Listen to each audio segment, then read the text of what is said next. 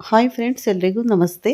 Vedic ಅಸ್ಟ್ರಾಲಜರ್ಗೆ ಸ್ವಾಗತ. ನಿಮಗೆ ಎಲ್ಲರೂ ಹೇಗಿದ್ದೀರಾ? ನಾನು ಚೆನ್ನಾಗಿದ್ದೀನಿ. ಐ ಹೋಪ್ ನೀವೆಲ್ಲರೂ ಚೆನ್ನಾಗಿದ್ದೀರಾ ಅಂತ ಅಂದ್ಕೊಳ್ತಿದ್ದೀನಿ. ಪ್ಲೀಸ್ ಫ್ರೆಂಡ್ಸ್, ಈ ವಿಡಿಯೋನ ಫಸ್ಟಿಂದ ಕೊನೆವರೆಗೂ ಸ್ಕಿಪ್ ಮಾಡಿದೆ ನೋಡಿ. ನಿಮ್ಗೆ ಇಷ್ಟ ಆದರೆ ಲೈಕ್ ಮಾಡಿ, ಶೇರ್ ಮಾಡಿ. ಹಾಗೆ ಹೊಸದಾಗಿ ನೋಡೋರು ನಮ್ಮ ಚಾನಲ್ಗೆ ವೇದಿಕ್ ಅಸ್ಟ್ರಾಲಜರ್ಗೆ ಫಸ್ಟ್ ಸಬ್ಸ್ಕ್ರೈಬ್ ಆಗಿ ಪಕ್ಕದಲ್ಲಿರೋ ಬೆಲ್ಲೈಕನ್ ಕ್ಲಿಕ್ ಮಾಡಿ. ನಾವು ಹಾಕೋ ಪ್ರತಿಯೊಂದು ವಿಡಿಯೋ ನೋಟಿಫಿಕೇಷನ್ಗೆ ಬರುತ್ತೆ, ತಕ್ಷಣ ನೋಡ್ಬೋದು. ಹಾಗೆ ಈ ವಿಡಿಯೋ ಇಷ್ಟ ಆದರೆ ಓಂ ಶ್ರೀ ಶನೇಶ್ವರಾಯ ನಮಃ ಅಥವಾ ಓಂ ಶ್ರೀ ಆಂಜನೇಯಾಯ ನಮಃ ಅಂತ ಒಂದು ಕಮೆಂಟ್ ಕೊಡೋದನ್ನು ಮರಿಬೇಡಿ ಸ್ನೇಹಿತರೆ. ನಾನು ಇವಾಗ ತಿಳಿಸ್ಕೊಡ್ತೀನಿ ಮಕರ ರಾಶಿ ಬಗ್ಗೆ. ಬನ್ನಿ ಈ ವಿಡಿಯೋನ ಪೂರ್ತಿಯಾಗಿ ಸ್ಕಿಪ್ ಮಾಡದೆ ನೋಡಿ. ಮಕರ ರಾಶಿ ಸ್ನೇಹಿತರಿಗೆ ಶೇರ್ ಮಾಡಿ. ಇಂದಿನ ಈ ವಿಶೇಷ ವಿಡಿಯೋದಲ್ಲಿ ನಾವು ಆಗಸ್ಟ್ 2026 ತಿಂಗಳ ಅಂದರೆ ಆಗಸ್ಟ್ ತಿಂಗಳ ಮಕರ ರಾಶಿಯವರಿಗೆ ಹೇಗಿರಲಿದೆ ಎಂಬುದನ್ನು ಸಂಪೂರ್ಣವಾಗಿ ಜ್ಯೋತಿಷ್ಯ ಶಾಸ್ತ್ರದಲ್ಲಿ ಆಧಾರದಲ್ಲಿ ವಿಸ್ತಾರವಾಗಿ ನಾವಿಂದು ತಿಳಿಸುತ್ತೇವೆ. ಈ ಆಗಸ್ಟ್ ತಿಂಗಳಲ್ಲಿ ಅಂದರೆ 12ನೇ ತಾರೀಕಿನ ನಂತರ ಅಂದರೆ ಇವತ್ತು ಗ್ರಹಣದ ನಂತರ ಗ್ರಹಗಳ ಚಲನೆ ಬಹುಮುಖ್ಯವಾದ ಬದಲಾವಣೆಗಳನ್ನು ತರುತ್ತಿದೆ.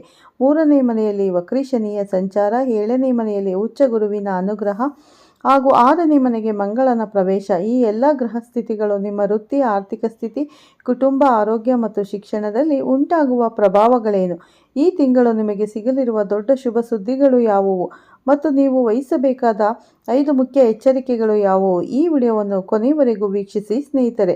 ಸಂಪೂರ್ಣ ವಿವರವನ್ನು ನೀವು ಪಡೆಯಿರಿ. ಬನ್ನಿ ಮೊದಲಿಗೆ ಆಗಸ್ಟ್ 2026 ಪ್ರಮುಖ ಗ್ರಹಗಳ ಸಂಚಾರವನ್ನು ಗಮನಿಸೋಣ. ರಾಶಿಯಾಧಿಪತಿ ಶನಿದೇವ, ನಿಮ್ಮ ರಾಶಿಯಾಧಿಪತಿಯಾದ ಶನಿಯು 3ನೇ ಮನೆಯಲ್ಲಿ ಅಂದರೆ ಮೀನರಾಶಿಯಲ್ಲಿ ಸ್ಥಿತನಾಗಿದ್ದು ನಿಮ್ಮ ಸಾಹಸ ಹಾಗೂ ಪ್ರಯತ್ನಗಳಿಗೆ ಬಲ ನೀಡುತ್ತಿದ್ದಾನೆ. ಗುರುಗ್ರಹದ ಅನುಗ್ರಹ ಕಟಕ ರಾಶಿಯಲ್ಲಿ ಉಚ್ಚ ಸ್ಥಾನದಲ್ಲಿರುವ ಗುರುವು ನಿಮ್ಮ 7ನೇ ಮನೆಯನ್ನು ಬೆಳಗುತ್ತಿದ್ದಾನೆ. ಇದರಿಂದ ವ್ಯಾಪಾರ ಮತ್ತು ದಾಂಪತ್ಯದಲ್ಲಿ ಸಕಲ ಸೌಲಭ್ಯಗಳು ಪ್ರಾಪ್ತಿಯಾಗಲಿದೆ. ಮಂಗಳನ ಪ್ರವೇಶ ಆಗಸ್ಟ್ 2ರಂದು ಧೈರ್ಯಕಾರಕ ಮಂಗಳನು ನಿಮ್ಮ 6ನೇ ಮನೆಗೆ ಪ್ರವೇಶಿಸಲಿದ್ದಾನೆ. ಅಂದರೆ ಇದು ಶತ್ರು ಜಯ ಮತ್ತು ಸವಾಲುಗಳನ್ನು ಎದುರಿಸುವ ಪ್ರಯತ್ನ ನೀಡುತ್ತದೆ. ಸೂರ್ಯ ಮತ್ತು ಬುಧ ತಿಂಗಳ ದ್ವಿತೀಯಾರ್ಧದಲ್ಲಿ ಸೂರ್ಯ ಮತ್ತು ಬುಧ 8ನೇ ಮನೆಗೆ ಪ್ರವೇಶಿಸುವುದರಿಂದ ಕೆಲವೊಂದು ಗುಪ್ತ ವಿಚಾರಗಳಲ್ಲಿ ಹೆಜ್ಜೆ ಇಡುವಾಗ ಎಚ್ಚರ ವಹಿಸುವುದು ತುಂಬ ಅಗತ್ಯ ಸ್ನೇಹಿತರೆ. ಈಗ ನಿಮ್ಮ ವೃತ್ತಿ ಮತ್ತು ಉದ್ಯೋಗ ಕ್ಷೇತ್ರದ ಕಡೆ ನಾವೀಗ ಗಮನ ಹರಿಸೋಣ. ಉದ್ಯೋಗಿಗಳಿಗೆ ಆಗಸ್ಟ್ 2ರ ನಂತರ 6ನೇ ಮನೆಗೆ ಮಂಗಳನ ಸಂಚಾರವಾಗಿರುವುದರಿಂದ ಕೆಲಸದ ಸ್ಥಳದಲ್ಲಿ ನಿಮ್ಮ ಪ್ರಭಾವ ಹೆಚ್ಚಾಗುತ್ತದೆ. ನಿಮ್ಮ ವಿರುದ್ಧ ಸಂಚು ಹಾಕುತ್ತಿದ್ದ ಎದುರಾಳಿಗಳು ಅಥವಾ ಸಹೋದ್ಯೋಗಿಗಳು ಚಟುವಟಿಕೆಗಳು ನಿಷ್ಕ್ರಿಯಗೊಳ್ಳುತ್ತದೆ. ಬಾಕಿ ಉಳಿದಿದ್ದ ಕಠಿಣ ಕೆಲಸಗಳು ಅತ್ಯಂತ ಶ್ರದ್ಧೆಯಿಂದ ಪೂರ್ಣಗೊಳಿಸುವ ಶಕ್ತಿ ನಿಮ್ಮಲ್ಲಿ ಮೂಡುತ್ತದೆ. ಇಂದು ಅಮಾವಾಸ್ಯೆ ಇರೋದ್ರಿಂದ ಸ್ವಲ್ಪ ಪೂಜೆ ಪುನಸ್ಕಾರಗಳನ್ನು ಮಾಡ್ಕೊಳ್ಳಿ, ಖಂಡಿತ ನಿಮಗೆ ಒಳ್ಳೆ ಫಲಗಳು ಸಿಗ್ತವೆ. ಇಂದು ಅಮಾವಾಸ್ಯೆ ಮತ್ತು ಸೂರ್ಯಗ್ರಹಣ ಎರಡೂ ಇರೋದ್ರಿಂದ ಸ್ವಲ್ಪ ಹೆಚ್ಚು ಜವಾಬ್ದಾರಿಯಿಂದ ನೀವು ಕೆಲಸವನ್ನು ನಿರ್ವಹಿಸಬೇಕಾಗುತ್ತೆ. ಹಾಗೆ ಹೊಸ ಜವಾಬ್ದಾರಿಗಳು, ಮೇಲಧಿಕಾರಿಗಳು ನಿಮ್ಮ ಮೇಲಿಟ್ಟಿರುವ ನಂಬಿಕೆ ಹೆಚ್ಚಾಗಲಿದೆ. ಸಮಾಜದಲ್ಲಿ ಮತ್ತು ಕಚೇರಿಯಲ್ಲಿ ನಿಮ್ಮ ಗೌರವ ಪ್ರತಿಷ್ಠೆಗಳು ಕೂಡ ಹೆಚ್ಚಾಗುತ್ತವೆ. ವ್ಯಾಪಾರ ಮತ್ತು ಸಣ್ಣ ಉದ್ಯಮಿಗಳಿಗೆ 7ನೇ ಮನೆಯಲ್ಲಿರುವ ಗುರುವಿನ ಶುಭ ದೃಷ್ಟಿಯಿಂದಾಗಿ ಪಾಲುದಾರಿಕೆ ವ್ಯವಹಾರಗಳಲ್ಲಿ ಅಭೂತಪೂರ್ವ ಯಶಸ್ಸು ಸಿಗಲಿದೆ. ನೂತನ ಒಪ್ಪಂದಗಳು ಕೈಗೂಡಲಿದ್ದು ಹೊಸ ಕೈಗಂಟು ಸೇರ್ಪಡೆಯಾಗಲಿದೆ. ಒಂದು ಪ್ರಮುಖ ಸೂಚನೆ: ತಿಂಗಳ ಕೊನೆಯ ವಾರದಲ್ಲಿ ಆಗಸ್ಟ್ 2026ರ ನಂತರ ಕಚೇರಿಯ ಆಂತರಿಕ, ರಾಜಕೀಯ ಅಥವಾ ರಹಸ್ಯ ಸಭೆಗಳಲ್ಲಿ ಭಾಗವಹಿಸುವುದನ್ನು ನೀವು ತಪ್ಪಿಸಿ ನಿಮ್ಮ ಕೆಲಸದ ಮೇಲೆ ಮಾತ್ರ ಗಮನ ಹರಿಸಿ. ಆರ್ಥಿಕ ಸ್ಥಿತಿ ಮತ್ತು ಆಸ್ತಿ ಯೋಗ. ಅನೇಕ ದಿನಗಳಿಂದ ಕಾಯುತ್ತಿದ್ದ ಆರ್ಥಿಕ ಸ್ಥಿತಿ ವಿಷಯಕ್ಕೆ ನಾವೀಗ ಬರುವುದಾದರೆ ಆದಾಯದ ಹೆಚ್ಚಳ. ಆಗಸ್ಟ್ ತಿಂಗಳು ನಿಮಗೆ ಆರ್ಥಿಕವಾಗಿ ಸಕಾರಾತ್ಮಕ ಫಲಿತಾಂಶಗಳು ತಂದುಕೊಡಲಿದೆ. ಈ 12ರ ನಂತರ ಹೊಸ ಆದಾಯದ ಮೂಲಗಳು ತೆರೆದುಕೊಳ್ಳಲಿದೆ ಅಥವಾ ನಿಂತು ಹೋಗಿದ್ದ ಹಣ ನಿಮ್ಮ ಕೈ ಸೇರಬಹುದು. ಸಾಲ ಮರುಪಾವತಿ. 6ನೇ ಮನೆಯ ಮಂಗಳನ ಶಕ್ತಿಯಿಂದಾಗಿ ನಿಮ್ಮ ಮೇಲಿದ್ದ ಹಳೆಯ ಸಾಲವನ್ನು ತೀರಿಸಲು ಅಥವಾ ಬ್ಯಾಂಕ್ ಇಎಂಐಗಳನ್ನು ತೀರಿಸಲು ಉತ್ತಮ ಯೋಜನೆ ರೂಪಿಸಿಕೊಳ್ಳುತ್ತೀರಿ. ಆಸ್ತಿ ಮತ್ತು ಭೂಮಿ ಖರೀದಿ ಯೋಗ. ಆಗಸ್ಟ್ನಲ್ಲಿ ಸ್ಥಿರಾಸ್ತಿ, ಸ್ವಂತ ಮನೆ ಅಥವಾ ವಾಹನ ಖರೀದಿಸಲು ಯೋಜಿಸುತ್ತಿದ್ದರೆ ಗ್ರಹ ಬಲ ನಿಮಗಾಗಿಯೇ ಧನಾತ್ಮಕ ವಾತಾವರಣ ಸೃಷ್ಟಿಯಾಗುತ್ತದೆ. ಆದರೆ ಅನಗತ್ಯ ಖರ್ಚುಗಳನ್ನು ನಿಯಂತ್ರಣದಲ್ಲಿ ಇಡುವುದು ಬಹಳ ಮುಖ್ಯ. ಹೂಡಿಕೆ ಮಾಡುವಾಗ ನಂಬಿಕಸ್ಥ ಮಾರ್ಗದರ್ಶಕರ ಸಲಹೆ ಪಡೆಯುವುದನ್ನು ನೀವು ಮರೆಯಬೇಡಿ ಸ್ನೇಹಿತರೆ. ಇನ್ನು ಕುಟುಂಬ ಮತ್ತು ವೈಯಕ್ತಿಕ ಜೀವನದ ಕಡೆ ನೋಡುವುದಾದರೆ ದಾಂಪತ್ಯ ಜೀವನ. 7ನೇ ಮನೆಯಲ್ಲಿರುವ ಗುರುವಿನ ಅನುಗ್ರಹದಿಂದಾಗಿ ಕುಟುಂಬಗಳ ನಡುವೆ ಉತ್ತಮ ತಿಳುವಳಿಕೆ ಮತ್ತು ಪ್ರೀತಿ ನೆಲೆಸುತ್ತದೆ. ಸಂಗಾತಿಯ ಬೆಂಬಲ ನಿಮ್ಮ ಪ್ರತಿ ನಿರ್ಧಾರಕ್ಕೂ ಸಿಗಲಿದೆ. ಮದುವೆ ಯೋಗ ಮತ್ತು ಕನ್ಯೆ ಅಥವಾ ವರನಿಗಾಗಿ ಹುಡುಕುತ್ತಿರುವ ಮಕರ ರಾಶಿಯವರಿಗೆ ಈ ತಿಂಗಳು ಮದುವೆ ಮಾತುಕತೆಗಳು ಯಶಸ್ವಿಯಾಗುವ ಅತ್ಯುತ್ತಮ ಯೋಗವಿದೆ.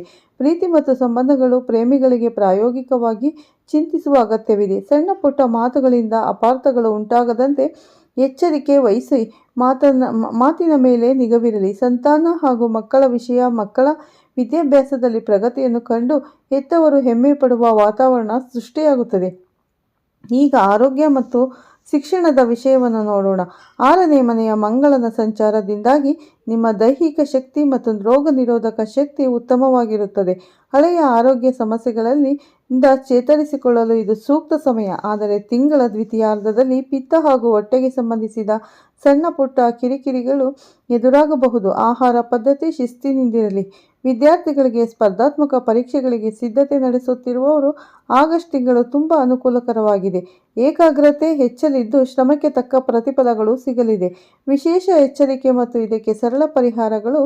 ಆಗಸ್ಟ್ ತಿಂಗಳು ಮತ್ತಷ್ಟು ಶುಭಕರವಾಗಿಸಿಕೊಳ್ಳಿ ಮತ್ತು ನೀವು ಗಮನಿಸಬೇಕಾದ ಮುಖ್ಯ ಎಚ್ಚರಿಕೆಗಳು ಮತ್ತು ಜ್ಯೋತಿಷ್ಯ ಪರಿಹಾರಗಳು ಈಗ ತಿಳಿಸುತ್ತೇನೆ ಸ್ನೇಹಿತರೆ. ವಿಶೇಷ ಎಚ್ಚರಿಕೆಗಳು ಯಾವುದೆಂದರೆ ತೆರಿಗೆ, ಬ್ಯಾಂಕ್ ದಾಖಲೆಗಳು ಹಾಗೂ ಸರ್ಕಾರಿ ನೌಕರಿಯನ್ನು ಕೊನೆಯ ಕ್ಷಣದವರೆಗೂ ಮುಂದೂಡಿ. ವಾಹನ ಅಥವಾ ಎಲೆಕ್ಟ್ರಾನಿಕ್ ಸಾಧನೆಗಳನ್ನು ಖರೀದಿಸುವಾಗ ಗುಣಮಟ್ಟವನ್ನು ಕೂಲಂಕುಷವಾಗಿ ಪರಿಶೀಲನೆ ಮಾಡಿಕೊಳ್ಳಿ. ನಿಮ್ಮ ಮಾತಿನ ದಾಟಿಯಲ್ಲಿ ಇತರರಿಗೆ ನೋವಾಗದಂತೆ ಸಂವಹನದಲ್ಲಿ ಸ್ಪಷ್ಟತೆ ಇರಲಿ. ಶುಭ ಫಲಕ್ಕಾಗಿ ಸರಳ ಪರಿಹಾರಗಳನ್ನು ತಿಳಿಸುತ್ತೇನೆ.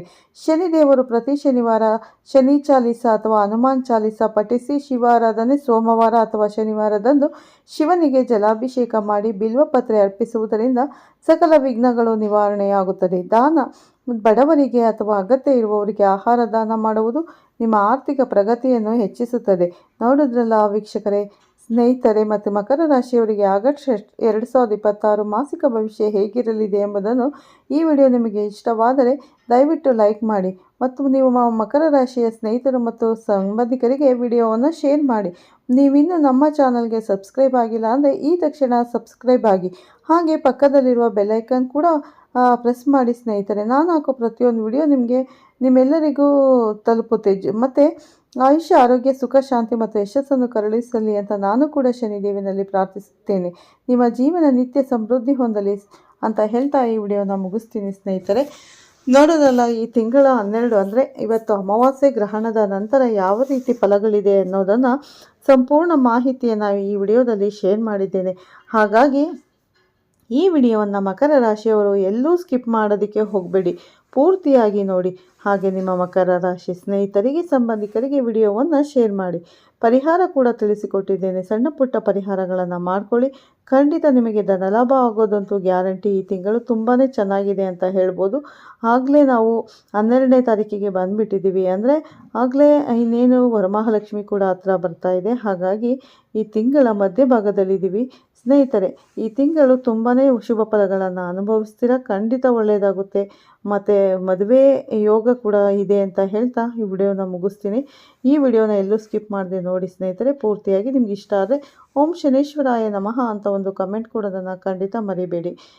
ಮತ್ತು ಹೊಸಬರಾಗಿದ್ದರೆ ನಮ್ಮ ಚಾನಲ್ಗೆ ಸಬ್ಸ್ಕ್ರೈಬ್ ಮಾಡ್ಕೊಳ್ಳಿ. ಪಕ್ಕದಲ್ಲಿರೋ ಬೆಲ್ಲೈಕನ್ ಕ್ಲಿಕ್ ಮಾಡಿ. ನಾವು ಹಾಕೋ ಪ್ರತಿಯೊಂದು ವಿಡಿಯೋ ನೋಟಿಫಿಕೇಷನ್ಗೆ ಬರುತ್ತೆ, ತಕ್ಷಣ ನೋಡ್ಬೋದು ಸ್ನೇಹಿತರೆ.